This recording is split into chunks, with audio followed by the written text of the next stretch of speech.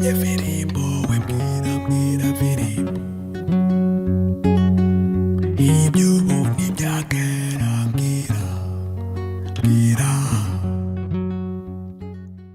is Muligande, Jacques or Popo as a nickname, or Mighty Popo as the stage name.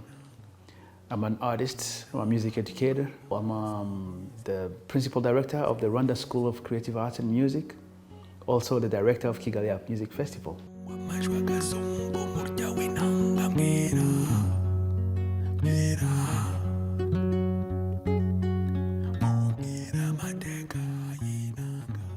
I grew up loving music, and I loved the guitar from the time I was really young.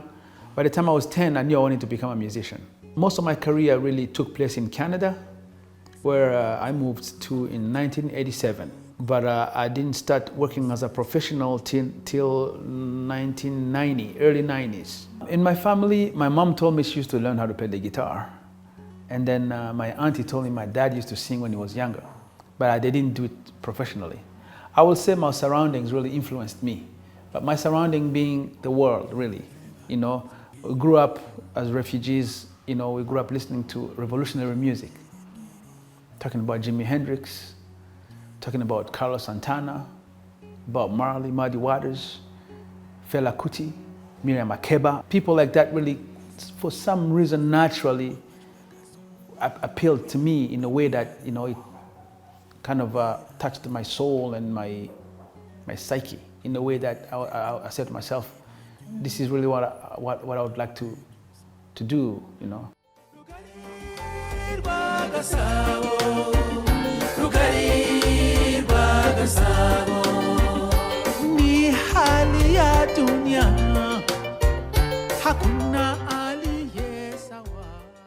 The type of music I do, some categorize it as world music, or musique du monde in French.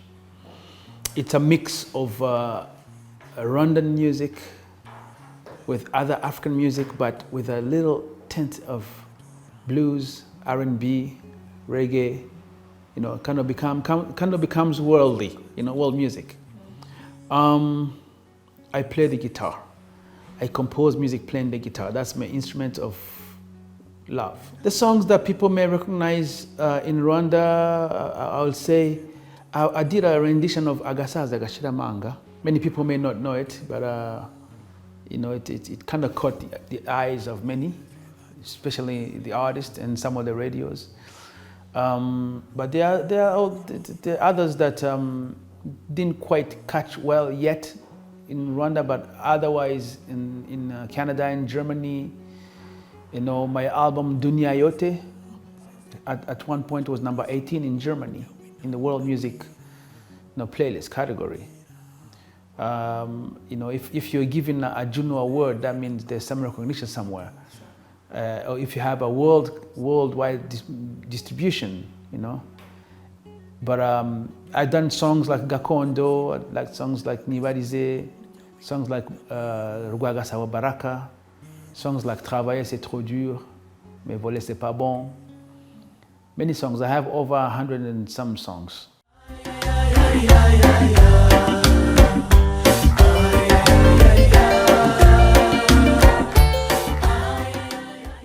I learn every day, you know, I'm talking about music now, you know, and everything else. It took me a few years to be given some of the best music award the world of music can ever give somebody. You know, I have nominations in Juno Awards, and I have one Juno Award and some other big awards musically in Canada, you know. I'm talking about world-class awards like the Juno, the Folk Music Award, and so forth. And my journey brought me back home, you know, a home that I've been dreaming about ever since I was a kid.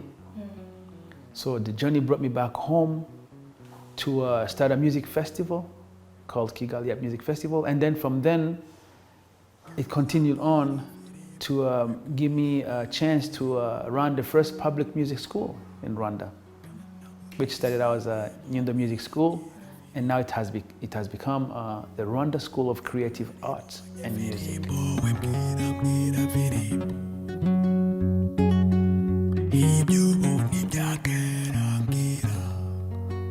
To participate in the building or rebuilding of the Rwandan music industry is a cause that is really, it's an obligation. As a Rwandan artist,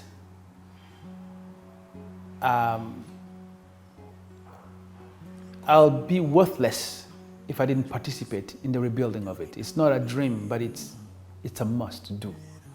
Yeah. And when I talk about building or rebuilding the music industry, I'm talking about doing it organically. You know, how do you do it? It's from roots, from the beginning, you know, from the youth upward, and trying to instill in the youth the love of music. Why do we play music? Why do we sing? Why do we play music instruments? You know, is to make society, you know, a better place. You know, is to really get involved in the well-being of our communities. So we, you know, more so than just somebody who wants to play just to become a superstar or to be heard on the radio. No, it's to participate in the development of the society.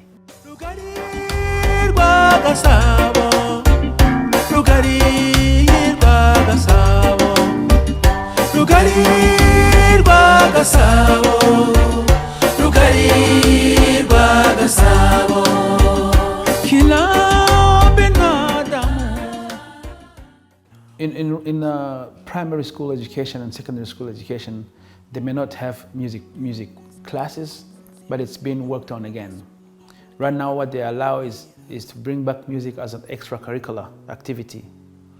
But with the new system now that Rwanda has adopted, TVET, you're familiar with TVET? Yeah, technical, vocational education and training. That is making a big positive change in the way we approach education in Rwanda, and then we see the impact, you know, at the job market. Yes, since the beginning of our music program, our music school, we have seen big changes in the music industry. Now you have Rwandan youth playing music live again, and by playing live, I mean instrument players, real singers.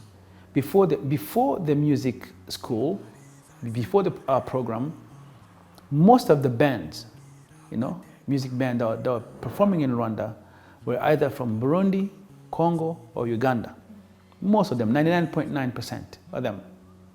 Now you have all those three countries, our neighbors here, bands still around, but now you have more Rwandans also playing live music. That all because of the Rwanda School of Creative Arts and Music. The singers, the composers, you go to weddings, you'll find some of our graduates. You go to big shows, some of our graduates. Some have even made big names of them, you know, for themselves. So yes, the impact is great. It's something that really encourages, you know, us to continue to push on through and to make it better.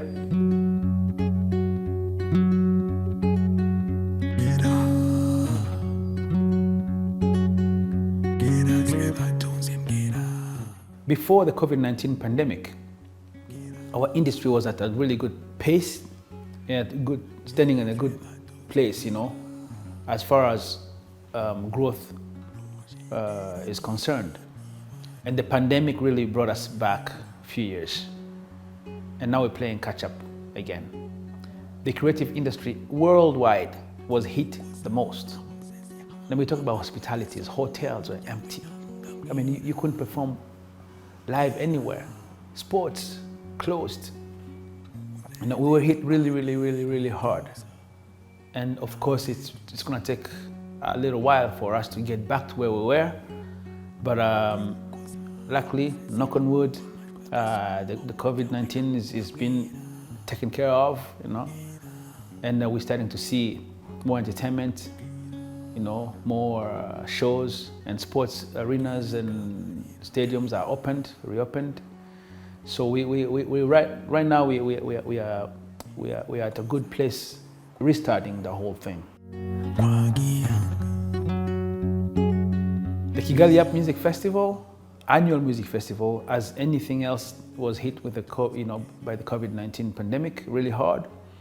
We didn't actually work in the last 3 years, 4 years. Just prior to the pandemic, we were also hit by the lack of partnerships. We couldn't really find sponsors. And then the COVID-19 came, everything was, brought down to the ground. Now we're coming back with more enthusiasm, with more live music, with fresher and fresher young Rwandan artists. So this one is going to be music made in Rwanda, purely, simply. Graduates from the Nyundo School of Art and Music, who otherwise don't have a platform to present or to showcase their talents, because they're not really doing music that is trending. So right now we're trying to showcase this side of Rwandan music that otherwise don't get showcased much in this platform today. We are now promoting Made in Rwanda music. It's again in the line of trying to get the international investors turn their eyes towards Rwanda, and to see how we can start to export this music. The reason why we say it's Made in Rwanda music, again, is to try and promote our good and healthy Rwandan artists, our music. How can we present this music in a way that internationals and Rwandans alike, will start to consume it, better. There's a trend right now that every music you hear on the radio is what they call Afrobeat. We're trying to give the listeners another market. How if you can still listen to Afrobeat, but listen to this now. This too is as good or even better. And then trying to find investors, promoters who can come now and take this music and the players to different festivals outside of Rwanda. A festival is a platform where promoters from outside our country can come and shop for artists. So we'd like to see some of our artists here go to perform at Couleur Métis in France, or Couleur Métis, or the Calgary Folk Music Festival, or you name it, Afro pop, we would like to see some of our artists go to perform outside of the country and come back with some, and to present their music outside of Rwanda. And KigaliUp Music Festival is a platform where outsiders can come and shop for that. The lineup is quite interesting because you'll have Gakondo, which is roots Rwandan music. Now I'm talking about Jabo and Nikeza, who are going to be there, and Abadatana, into the category of Gakondo, traditional music. Then you have hip hop, but it's a new hip hop. It's a new hip hop even to the world. It's a mix, it's a fusion of spoken word, over traditional Rwandan music instruments. You haven't seen that yet, And then you have Karigombe, so you have Fox Makare and Karigombe who are going to be presenting that. And then you have Afropop with Umuriri Band and Zando, Dawidi and Zando. They do Afropop with a little fusion of jazz and fusion of R&B. And then you have Umutoni Mili, who's going to present her reggae style, Rwandan version. And then you have RSIM, Percussion Ensemble. It's a percussion ensemble that fuses Rwandan drums, umutagara, played on djembes, West African percussion.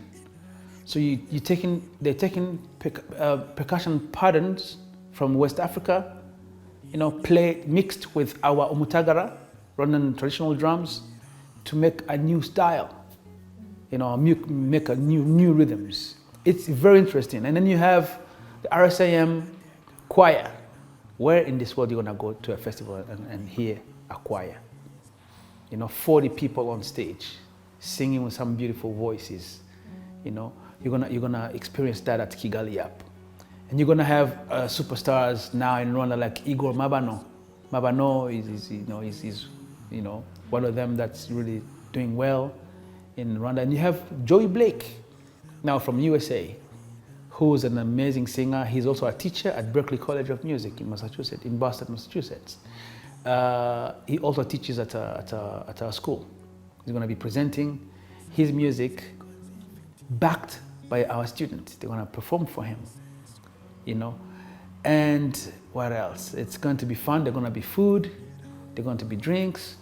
Kids under 10 years old and younger, get in for free.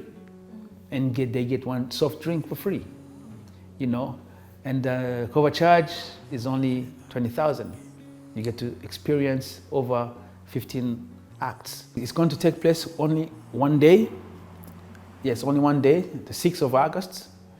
And then it's going to take place at the French Institute in Rwanda. I guess it's Kimihurura. Activities beside it, as you know, you come to KigaliUp, you're coming for an experience, family experience, You're going to hear music, you're going to have food, you're going to hear poetry, you're going to hear reading for the kids, and the main activity being music, of course.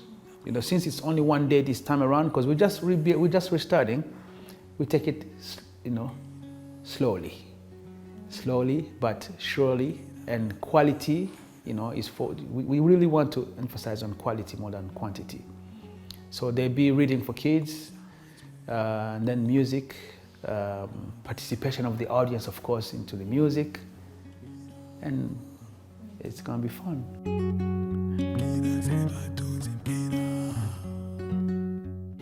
If you want to venture yourself into the music industry, prepare yourself. It's a cutthroat business. So prepare yourself. First thing, you need the skills, the knowledge. And you really need to work on your skills constantly. You don't say, hey, I've learned everything now, I'm good and I'm a star, and that's it. No, you have to learn reinventing yourself all the time. You must find your path. You don't want to just copy everyone else, so just copy the trend, and then you'll just be counted among the trends.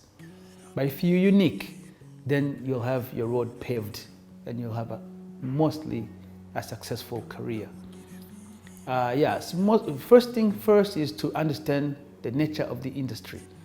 Go along with the technology, the new technologies, Know how the business shifts all the time. Because it's not a constant thing. It shifts all the time. With the new technologies, it shifts. It's good to know all the new trends. It's really good to actually get inside the trends and know what good for you in the trends, but still keep your identity, keep your authenticity. Be unique, and continue to improve.